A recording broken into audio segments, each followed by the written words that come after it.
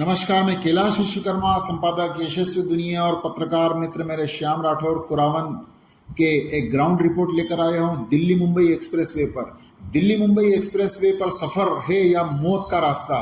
कुल मिलाकर काफी सारी दुर्घटनाएं हो चुकी है एवं लगभग 10 किलोमीटर के एरिया में पिछले कुछ महीनों की माने तो 13 से ज्यादा लोग काल के गाल में समा चुके हैं। कुल मिलाकर कहा जाए तो नारिया बुजुर्ग और कुरावन और हरिपुरा ये डेथ जोन बन चुका है, जहां पर कई दुर्घटनाएं हो चुकी है। दिल्ली मुंबई एक्सप्रेस वे पर हो रही दुर्घटनाओं की असली वजह यह है कि सपनों के इस हाईवे पर सफर के नाम पर लोग अपनी जान गंवा रहे हैं। खासकर मंदसौर जिले के शामगढ़ तहसील के ग्राम कुरावन से मेलखेड़ा तक के हिस्से में लगातार हो रही सड़क दुर्घटना एक बहुत ही चिंता का विषय है। कुल मिलाकर कहा जाए तो गति के साथ थकान भी जान ले रही है।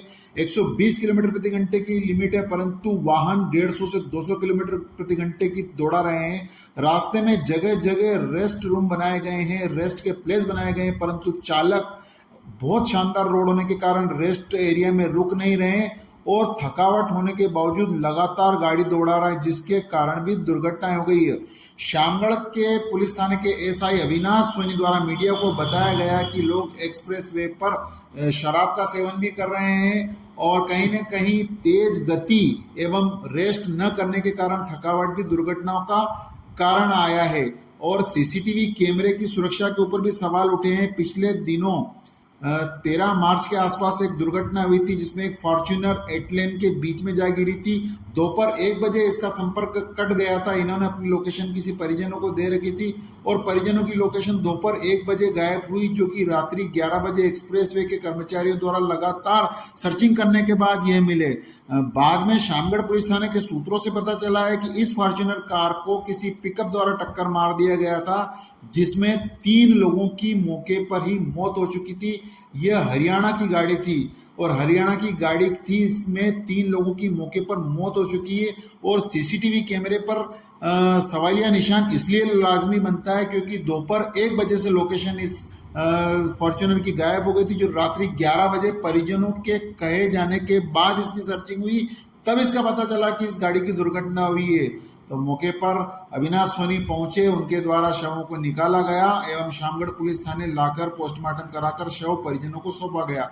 मौके पर एक साथ 3 हादसे। इसके पूर्व 5 सितंबर को भी एक हादसा हुआ था, जिसमें 4 लोगों की मृत्यु हो गई थी। ये 4 लोग भी शामगढ़ पुलिस थाने के अंतर्गत ही आते हैं।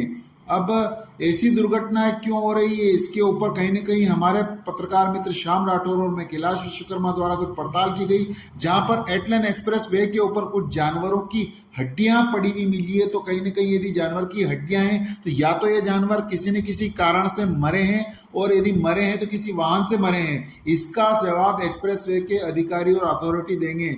हमारे पास इसकी पड़ताल के पूरे पुख्ता सबूत है कि एक्सप्रेस वे पर जानवरों की हड्डियां पड़ी हुई है। कहीं न कहीं जंगली सुअर और जो नीलगाय, ये जो चूंकि ये फॉरेस्ट का एरिया है, नीलगाय और रोजड़े भी इसके अंदर जाने की संभावना है, क्योंकि एक्सप्रेस वे के दोनों तरफ जो बाउंड्री बनाई गई है, जो फेंसिंग की गई है, वह फेंसिंग कई जगह कई हिस्सों में टूटी हुई है, जिसमें जंगली जानवरों का आना कोई बड़ी बात नहीं। तो जंगली जानवरों का आने की आशंका के कारण भी एक्सप्रेस वे पर दुर्घटनाएं संभव है।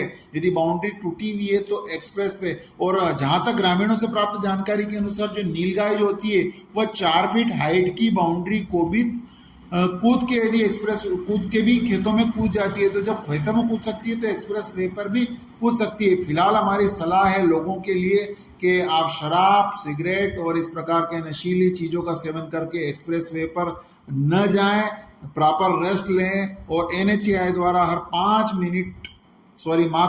50 किलोमीटर पर रेस्ट हाउस या रेस्ट रूम बनाए गए हैं, रेस्ट एरिया बनाए गए हैं, वहां पर रुकें, सावधानी से चलिए, सुरक्षित रहिए।